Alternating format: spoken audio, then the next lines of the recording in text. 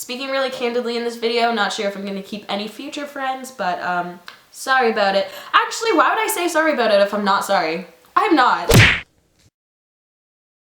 Hey guys, it's Steph. Today I wanted to speak a little bit on friendship. I wouldn't say I'm the most popular person on the block, but I have a fair amount of friends-ish. Do I?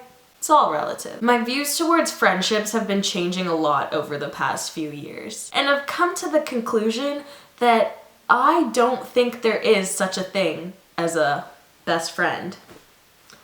Am I alone in this thought? Or am I just a bitter bitch that has just like been jaded from so many failed friendships? My life is so hard. As of late, I feel like I've been screwed a lot and played around with a lot, and now I don't really believe in a best friend, and that kind of just zoomed me. If somebody was to ask like, who's your best friend? I feel like everybody's on an equal playing field, and it's hard to tell. Like, if you give somebody the title of best friend, how sure are you that they would answer your name? Know what I mean? It's kind of like when you follow somebody and they don't follow you back, and then you realize after you unfollow them that they haven't followed you, and you're like, when did the sentiments change? Not even being shady, because I do that a lot. I remember when I started university, people were like, forget all that high school stuff. High school friends are fake, they don't last, and university is where you make your real solid friends for life. Like, facts. High school's full of fakes, and I left high school with a lot less friends than I started with. But newsflash, uni's the freaking same.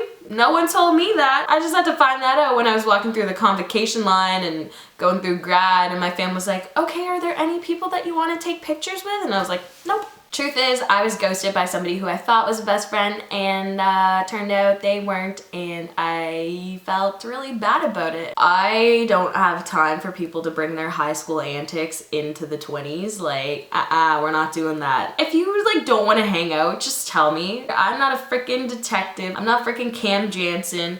I'm not freaking Geronimo Stilton. I'm not here to figure out what you want. So I had this girlie in my life that I thought was a true homie. Like, we used to hang out not too often, but we'd talk a lot like over text and hang out when we could. Everybody works at different times. It's just hard to meet people that you even want to meet. In my mind, we were like pretty good, pretty great friends. Last summer I was so consumed by work and taking courses, and I wasn't really there for this friend. I was having a little High School Musical 2 Troy Bolton moment where I was like, oh my gosh, I should embrace summer with my friends because I'm never gonna get the chance. And like, she was my Gabriella, like not romantically, but I was just like, whoa, like maybe I should step back. So I vowed, I was like, all right, let me wait till Christmas break. I'm gonna find time to like wake up, go hang out with people, go live life, and make memories. So school lets out for winter break, and I feel like a burden has been lifted. Finally, free time to go hang out with people. Before this homie comes back to the city, I message her. I'm like, hey, like,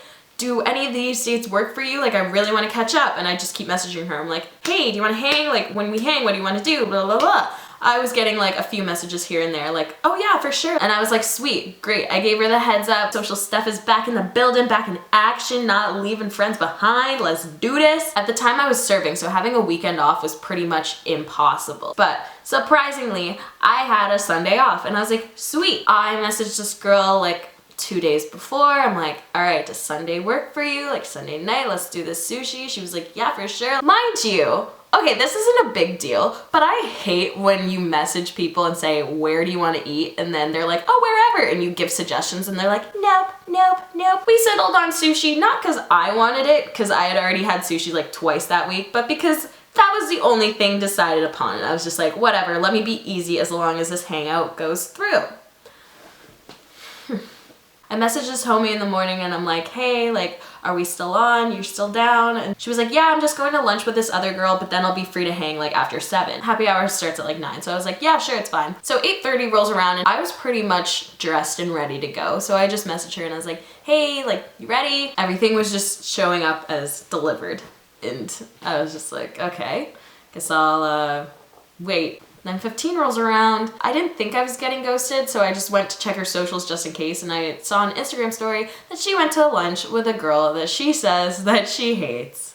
And Red flag number one, that's some high school shit. Please leave your frenemies in high school. This homie would confide in me for hours about how much she hates this bitch, and yet they were at lunch together. But I was like, cool, do your thing. I know you don't hang out with very many people, so have your fun. By the time 10 o'clock rolled around, I knew this hangout probably wasn't gonna happen because like sushi closes at 11. So I just messaged her and I was like, hey, not sure where you are, but this was my only day off, so kind of sucks that we didn't get to hang out. I get a message at 11:15 p.m. while I'm chilling in my bed of her saying, oh, I just fell asleep, LOL.